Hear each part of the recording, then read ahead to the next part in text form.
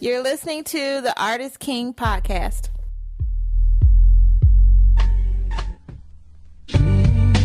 Welcome to another Artist King podcast, number 27. I am your host, DTM, and in this episode of Artist King, we sit down with the League of Art Entrepreneurs graduate, TeMika Grooms.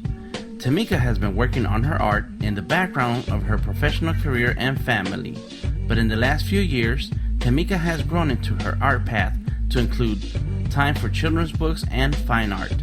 Check out more of her art online at TeMikaTheArtist.com or follow the links at artistking.org.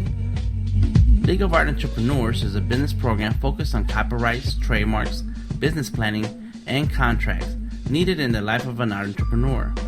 Artists receive one-on-one advice and guidance from art intellectual property attorney Deborah Gonzalez, and facilitated by Aisha Flores and Daniel Flores.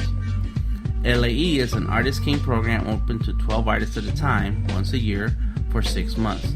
Applications to the LAE program will open soon. Contact DTM at artistking.org to express interest and for more information. Artist King Podcast is sponsored by the law offices of Deborah Gonzalez, Atlanta Tech Village, C4 Atlanta, Wonder Root, Burnaway, RevolveSkate.com, Velocity Screenprint, Lucom.com, and Denominator Graphics. Now on to our artist interview with TeMika Grooms.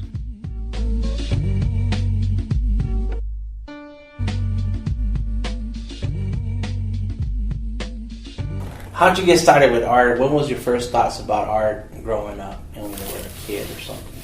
How'd that happen? Well, when I... You forgot. No, I mean, you ask artists that question and it's like, I mean, I've been drawing all my life. Yeah? I was born that way, so...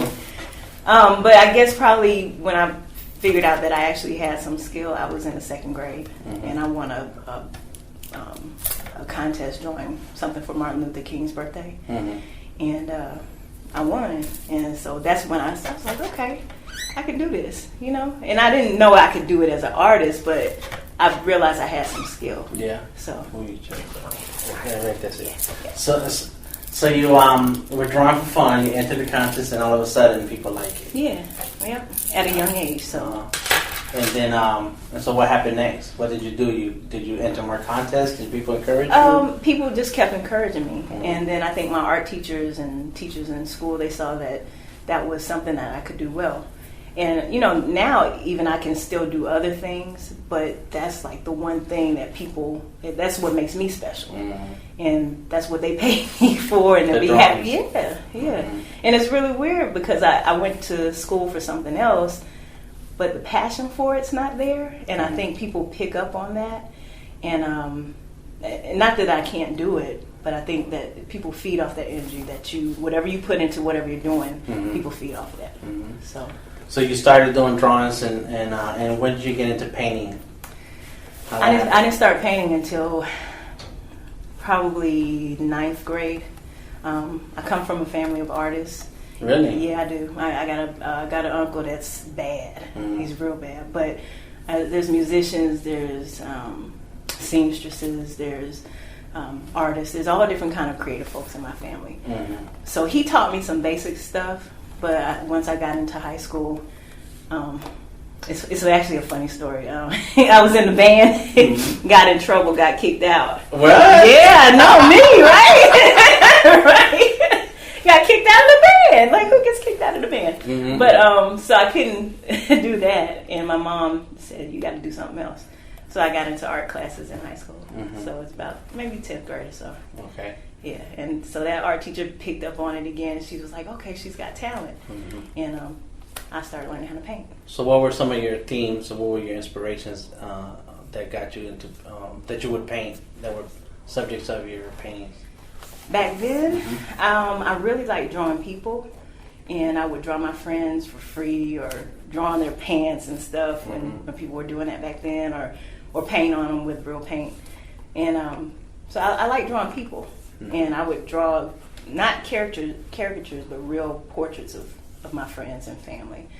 And so that's part of where my company name comes from, is my muse arts. And my muse is the human form. and my art reflects that. Okay. You're not gonna see me drawing dogs and stuff.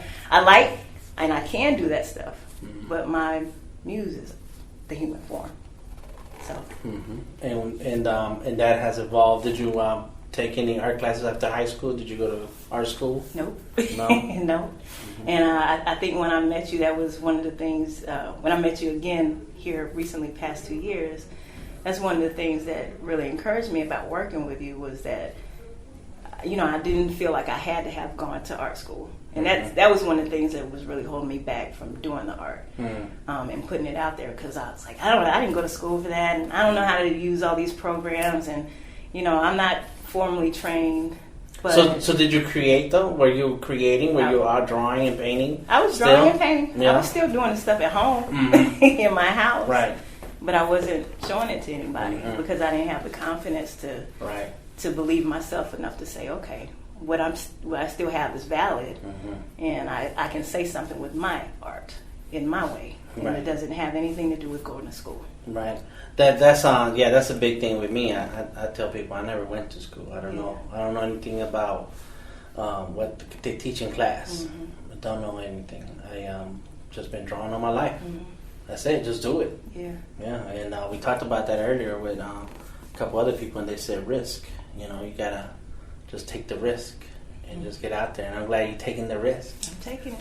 Yeah. What So when were you? When did this idea come to you of doing the children illustrations and doing children books with people? I have 2 girls, and the oldest one, I think when she was first born, I started reading Dr. Seuss to her. But rather than reading it, I had it in my mind already, and I would just make it up as I went. And so basically I was repeating it to her, and then I would read books to her and look at the images myself, and I'm like, I can do that. And so probably around the time she was 3 or 4, I started putting dummy illustration books together. What? Yeah. So I went to a workshop to figure out how to do that, because just something in me was like, put your own book together. And even if I just do it for her. And then that ignited something else in me. And then I started looking online and reading books and just really researching it and finding out more about the business. Slowly, it took some time. But I went to a conference, got a scholarship to go to that conference for illustration. And then I just kept reaching out to the community to learn more things. So, about the illustration business. So there's a community of children's illustration books? There is. Really? Yeah. What are they called? Society of Children Book Writers and Illustrators.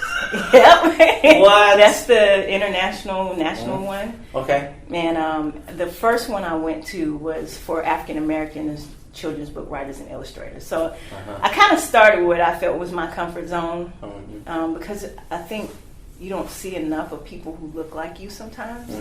And that's part of the reason why I started doing the books, is I wanted to create images that look like my children. Right.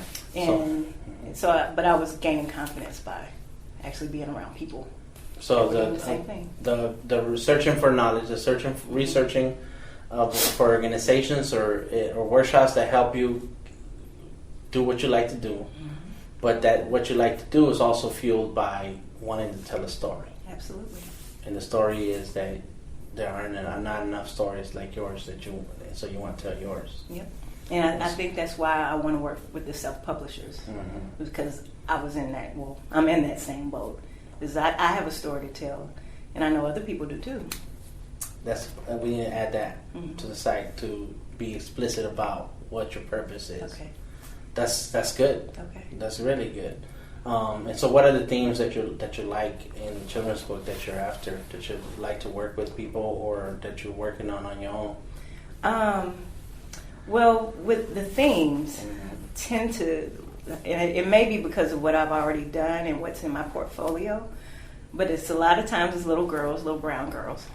The one that I'm working on now, I'm still developing a story, but I have a family that's military based, and we got all kind of folks in our family. We got black, we got somebody that's Navajo, we got white folks. We just all mixed up.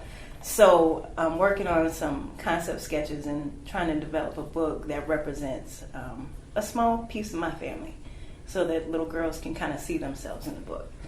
But it really focuses, not my book, but my the people I work with. A lot of times they're women who want to show stories about girls. So. And I know you did that. You mentioned that you were at a networking event where they were debuting the latest illustration book. What was that? What's that book called? Well, the name of that book is by Keisha Williams, and the name of the book is Who is Pepper Storm. Last year I also did one with Jamila Tedderton, and it's called From Where Do We Come? And now I'm working on one with Pamela Reeves. I'm remembering all these names. Pamela Reeves, and it's The Terrible Life of a 10-Year-Old. So all self-published books, but nowadays it doesn't matter. No, it's published.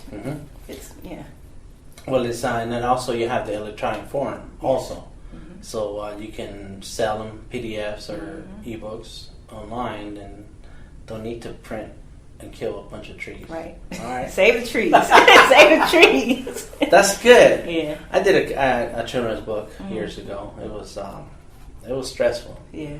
It ain't easy. No. You gotta love it. You really do. And there was a lot of drawings, a lot of back and forth with the writer about how this looks and how that looks. Yeah. But I like it. I like the art, so it's gonna be what it's gonna be. Yeah. So tell us about this painting that you have here behind you. Okay. Well, this is called Open Heart, and this actually has gotten really good feedback. Can you see it? Yes. Okay. It's gotten really good feedback. It's based on a yoga pose, and I know you asked me was it going in the right direction? Yeah, was it the right side up? But it's with yoga. I think the pose is called Wild Thing. But with yoga, when you do back bends, it's an expression of opening your heart, and I guess it can be a sense of vulnerability because you're not balanced. But you're also opening your heart to the world and just being open. So that's why it's called Open Heart. The colors, I think, are reflective of that. But with her reaching forward, it's also an expression of being open outward. So, and I don't know why a lot of my images, they don't wear clothes. Half the time they don't have hair. So, I don't know. I guess to me it's a sense of freedom, and even though she's in this box, in this square, whatever, rectangle, she really isn't confined by the space that she's in. Gotcha. That's you have another piece that was similar, which the girl was jumping out into the void, and what was that piece called? That was I Trust Myself. I Trust Myself. Yes. So there's a lot of fluid. Raw movement, and just like a yoga pose. What is it that you see in that type of imagery? Well, I'm inspired by dancers, and because I like to dance, and I've done a little bit of training with dance, but I think with the dancing and the yoga, it really allows you to see how the body moves and how that body expresses itself outwardly. And to me, that it's really inspiring. So I'll be watching people dance. I don't care if it's at a club or if, it's wherever. But just to see how that body moves is just like free expression. So when I paint, a lot of times, like these ribbons, you'll see a lot of curves and ribbons in my work. And so it's almost like meditative for me as I do it because the motion is circular. And so, to me, circles are meditative type imagery and motions.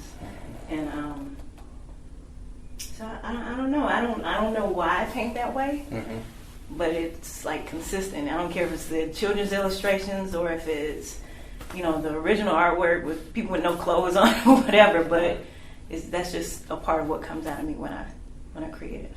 Well, that's good. Thank you. Very good job. Thank you. So so last year you were part of this class called the LAE workshop. What did you expect going in, and Oh my. What